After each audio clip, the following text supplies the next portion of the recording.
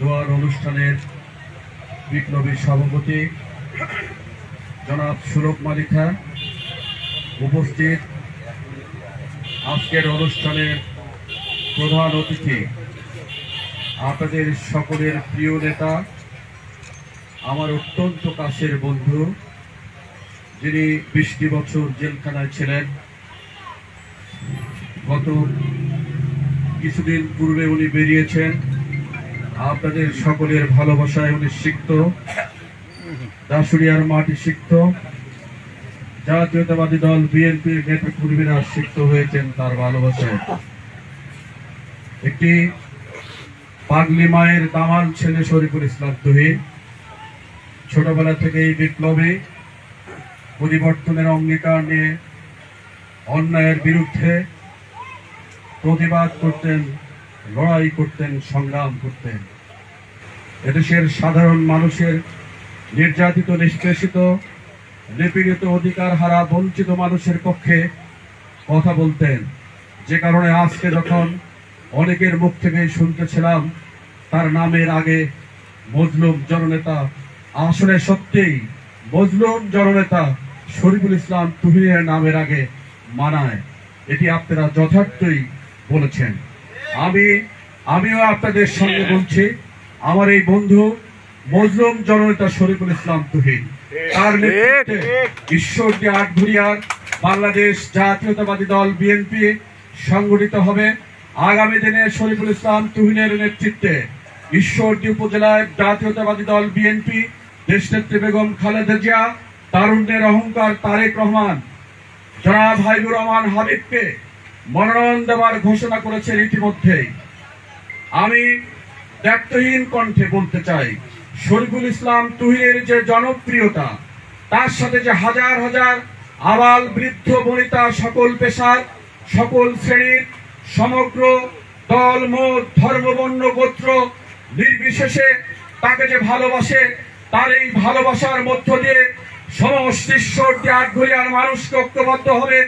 আগামী দিনে জাতীয় সংসদ নির্বাচনে তারই ভালোবাসার এই মানুষগুলো আগামী দিনে জাতীয়তাবাদী দল বিএনপির যিনি প্রার্থী হাবিবুর রহমান হাবিব, তাকে বিজয়ী করবেন বলে আমি বিশ্বাস করি।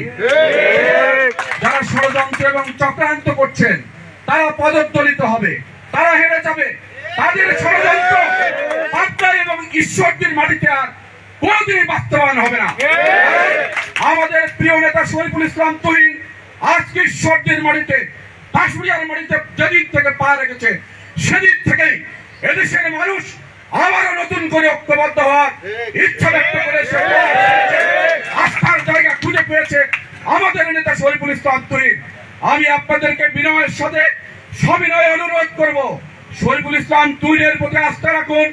আমরা সকল স্তরের মানুষ, ধর্ম, বর্ণ, সকল শ্রেণীর, সকল পেশার, হিন্দু, বৌদ্ধ, খ্রিস্টান, এদেশ সকলের দেশ, এদেশ মুটে মুজুর, কামার কুমার, ছেলে তাঁতির দেশ, এদেশ পাহাড়ি নন পাহাড়িদের দেশ। সকল মানুষের নেতা ছিলেন শহীদ রাষ্ট্রপতি জিয়াউর রহমান। জাতীয়তাবাদী বাংলাদেশি জাতীয়তাবাদের যিনি প্রবর্তন করেছিলেন, যার দর্শনের মধ্যে কোন সাম্প্রদায়িকতার ছোঁয়া ছিল না, সেই দর্শনে বিশ্বাস করে শহীদ রাষ্ট্রপতি জিয়াউর রহমানের সেই রাজনীতিতে শরীফুল ইসলাম তুহিন রাজশাহী বিশ্ববিদ্যালয়ে ছাত্র রাজনীতিতে অংশগ্রহণ করেছিলেন। অংশগ্রহণের মধ্য দিয়ে এদেশের মানুষের ভাগ্যের পরিবর্তনের জন্য দাসুরিয়ায় যারা অত্যাচারী, যারা জুলুমবাজ, তাদের বিরুদ্ধে শরীফুল ইসলাম তুহিনের জন্ম হয়েছে। তোমাকে বলতে চাই, ভয় পেও না, তুমি সিংহের মতো বেঁচে থাকো, সিংহের মতো মূর্তিমান।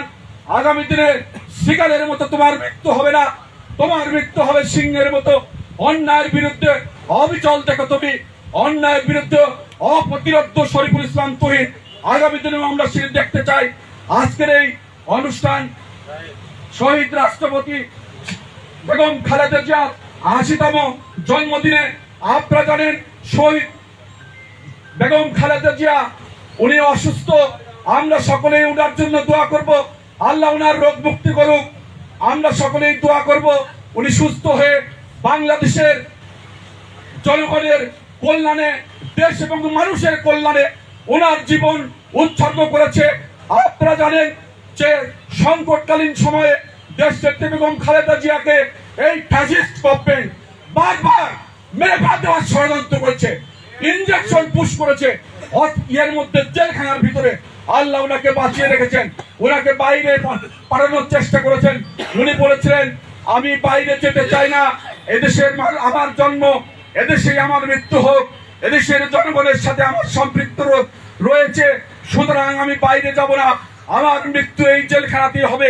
এখান থেকে বেরিয়ে বাংলার জনগণ আমাকে দাফন কাফন করবে।